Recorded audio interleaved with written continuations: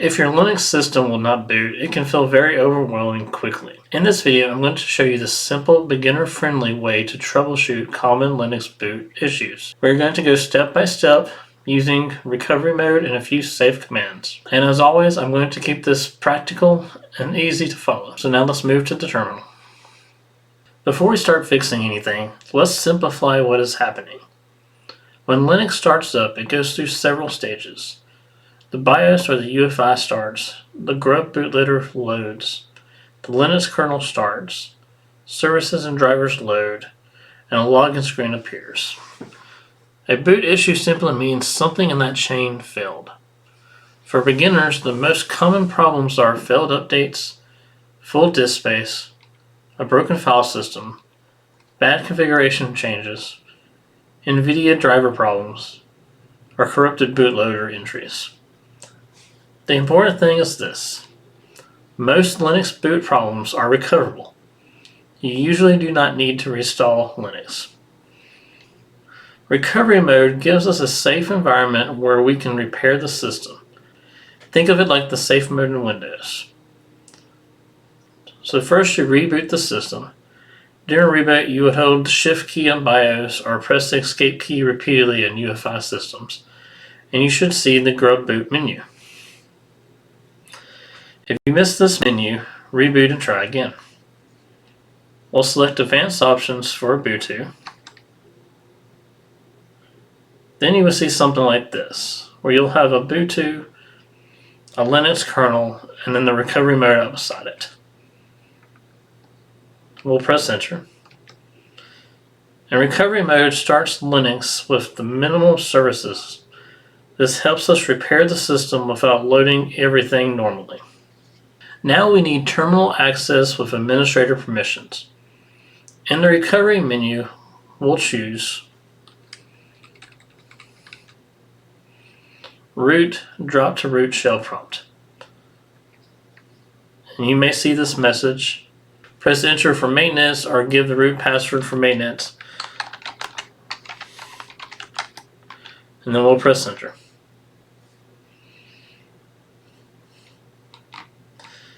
And the pound symbol at the beginning of our prompt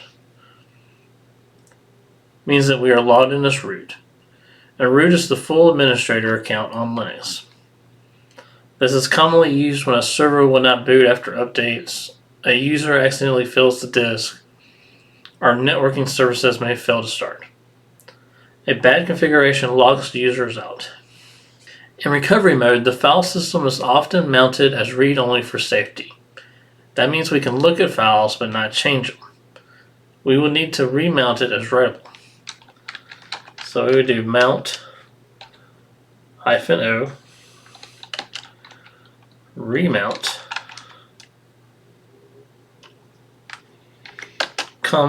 RW for read and write space and the directory. And no output usually means this is seeded. This command tells Linux to remount the file system, allowing reading and writing, and apply it to the root file system. If you do not see output here, that is normal. In Linux, many successful commands stay quiet. One of the most common boot problems is a completely full disk. If Linux cannot write temporary files during startup, the system may fail to boot properly. And we'll check disk space by running df-h. And to simplify this, size means the total storage. Used is how much storage is already being used. Available is how much free space is there. And used percentage is how full the disk is. If you see anything that's 100% full, that is likely what is causing problems. This can happen constantly on log servers, Docker hosts, backup systems, and systems with failed updates. Logs and temporary files slowly consume storage over time. If the disk is full, we need to remove unnecessary files. We will start with the safest cleanup methods first. We can remove old packages by running the apt clean command.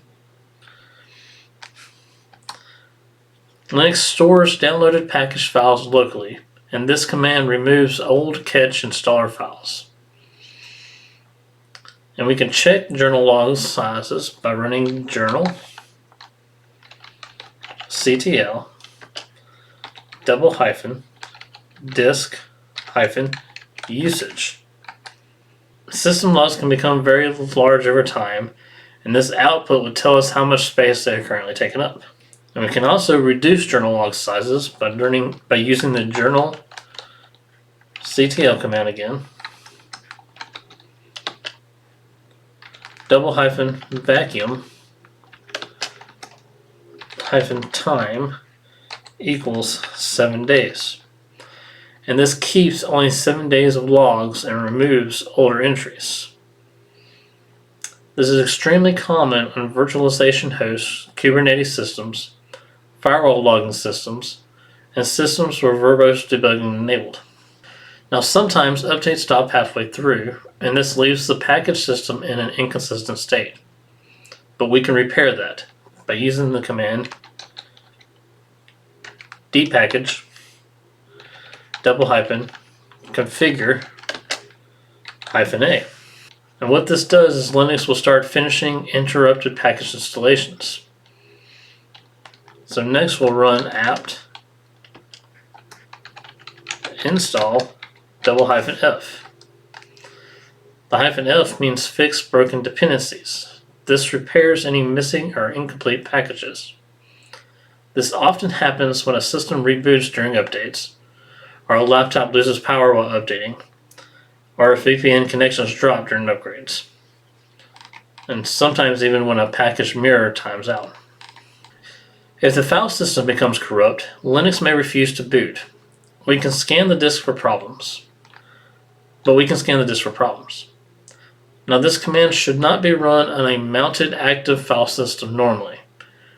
Recovery mode is the safest place to use it. We're going to do fsck /dev/sda,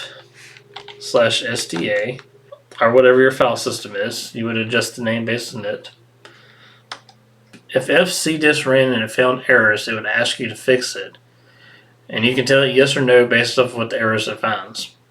Because fsck checks the file system structure for corruption.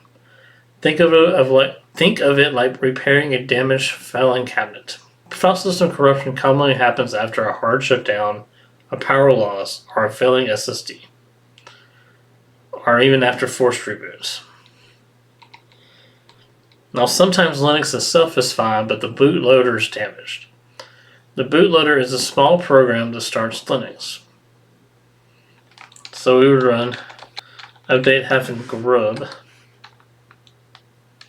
and Linux will scan for installed operating systems and rebuild the grub configuration based off of it. Next we would run grub -install /dev/sda. And because this is a virtual machine on a cloud service provider, it's not going to allow me to install my own grub configuration. But normally you will see installation finished, no error report. And this installs the grub bootloader to the disk. This commonly fixes systems after a dual boot Windows update, disk cloning, SSD migrations, or accidental partition changes. Now, at this point, disk space issues may be fixed, packages are repaired, file systems have been repaired, and the bootloader has been rebuilt. So now we test the system normally by running the reboot command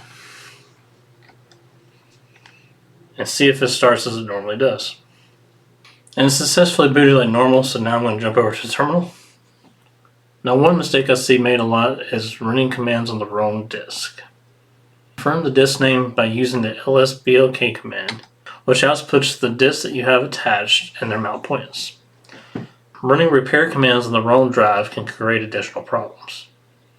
Another mistake I see made a lot is forgetting to remount read-write. If you see any errors like read-only file system, you probably skipped running the mount command. Another mistake I see a lot is people panicking at every red error message they see during reboot. Linux often displays warning messages during boot. And not every red message means disaster. What you need to focus on are repeated failures, failed service messages, file system errors, or disk full errors.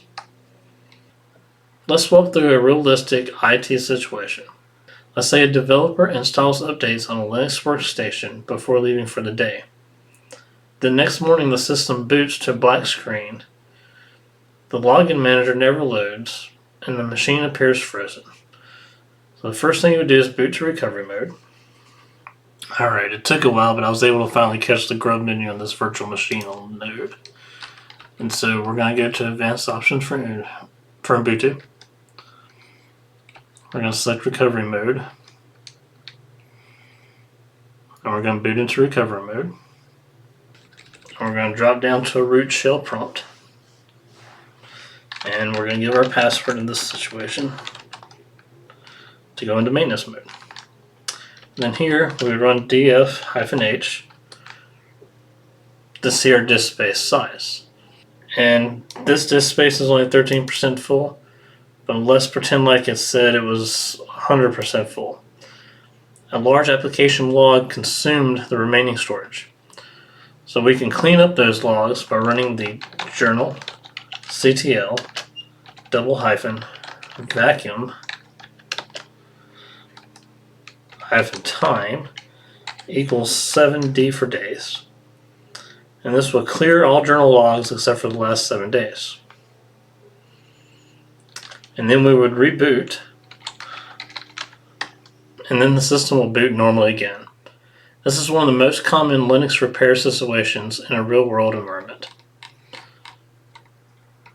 Now, once you feel comfortable recovering Linux systems manually, the next step is learning how to use a Linux Live USB for deeper recovery work. This will allow you to recover files, repair partitions, to root into broken systems, and back up damaged machines.